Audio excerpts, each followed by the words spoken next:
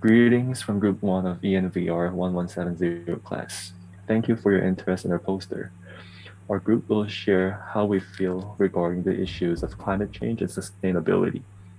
We focus on four main ideas, which are taking actions, responses from governments, raising awareness, and lastly, climate change disparities. Let me begin with the topic of taking actions. As it always is for anything, I believe it is very crucial to know what to set as a priority. In order to tell what the world needs to work on first, we need to look at the Global Risk Report from the World Economic Forum, which describes and tells us the changes occurring globally from year to year. Next slide, please.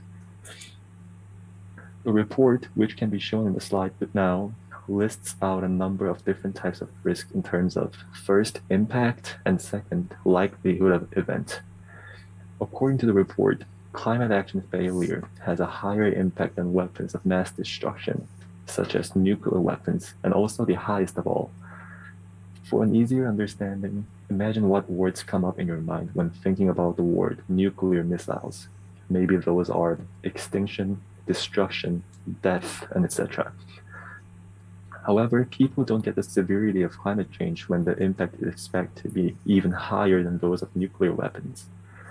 Not only in terms of the impacts, but the likelihood for climate change related events to happen is about 2 times higher than those of destructive weapons. This proves that climate action failure is the most dangerous factor that can threaten the sustainability of the society and also the economy. People usually think it is more important to focus on the economy rather than focusing on climate change. However, there will be irrevocable repercussions if climate change gets accelerated enough and will bring mass destruction of mankind and economy. And therefore, I strongly feel people, as well as governments, should set climate change as the first global issue to tackle and need to take not only urgent but drastic actions to prevent them. Yeah, so we think we should introduce some greater governmental initiatives. So next slide, please. Let's just consider the Paris Agreement and those UN SDGs. They are not legally binding. Like countries can say they care about the climate change, but frankly, they can just take no actions without penalties. Just like before the USA withdrew the Paris Agreement during Trump's presidencies. And this kind of act can actually influence other countries to also withdraw, since USA is sort of the global leader and people will follow it. So instead of wasting time and effort to encourage countries to follow the protocol, why don't we spend our precious time into something that can raise the public awareness to solve the problem from this root? Next slide, please. So right now, we propose that the government or United Nations or those in the governmental organization to subsidize different green initiatives with their promotion plans and functions, so more and more people can be reached and to understand the need of environmental protections. And hopefully people can start to put more effort into minimizing the environmental impact to the environment. And besides, we think like the university students are the future pillars of the societies. So the future planning is all up to them, and government or like long private organizations should collaborate with universities, banks, or different industry to create some case competitions with environmental topics. Since uni students are very competitive, just like us, they will definitely Google a lot or even read some research paper about environmental issues. So, in this way, uni students will acknowledge the environmental impacts that we human made and start working on the solution to reduce our impacts, so we can actually raise the public awareness and develop new solutions for our existing environmental problem. At the same time, with the ways of public awareness, it can definitely put some sort of pressures on governments to follow the protocol like the Paris Agreement. And perhaps in this way, we, mankind, can finally achieve the carbon neutralizations in the near future. When you first heard about climate change, my parents said when they're about 20. My brother and sister said when they're teenagers. Brother twin brother knew it when she was about 8 years old. And don't you discover the trend? People knew all about climate change earlier and earlier in their life. But why? The answer is simple. Because of raising of awareness and education. What is the evidence showing that we're getting more aware of? I think the video you are now watching is a proof. The topic of sustainability you can learn in school is a proof. The emergence of going green is also a proof. with more and more evidence, new and undeniable climate events that accelerates to prove that climate change is right now here, and none of it is rhetoric and none of it is hysteria.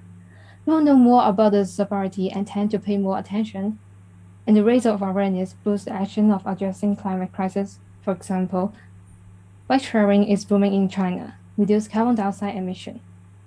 The first lot apps like Carbon Wallet and Kunima are incentivizing the public to adopt a new low carbon lifestyle and non-stop development and analysis of new technologies to cope with sustainability problems. All of these show that the environmental awareness has increased dramatically over the past decade. Benjamin Franklin once wrote, "An investment in knowledge pays the best interest. Education is an essential factor in solving the problems and challenges of sustainability, and is also a key factor in helping to curb climate change. Better, deeper, and earlier education helps people to understand and address the impacts of climate crisis, and empower them with knowledge, skills, values, and attitude needed to adapt to climate change-related trends." And now let's move on to the next topic. So next, I'll be talking about climate disparities. So our group feel that even though the lower income countries contribute the least to climate change, they're the ones who are most vulnerable, and vulnerability is broken down to 3 subcategories, including exposure, sensitivity, and adaptive capacity. So to further illustrate the idea of climate disparities, here's an example comparing Florida and Kiribati. So both areas are bounded by coastal regions, making them highly exposed to flooding. And with climate change causing a rise in sea level, more severe flooding is occurring. However, what differs in both places is that Florida is a high-income region within the United States, while Kiribati is one of the poorest countries in the world. So the table shows that Florida emits far more CO2 emission per capita compared to Kiribati. But despite that, Kiribati will take a heavier burden as the flood infiltrates the villages, destroying their livelihood. And due to Kiribati's low adaptive capacity, there's nothing much they can do. Meanwhile, Florida can build a stronger coastal fortification, better water management system, and anti-flood houses. So what can be done?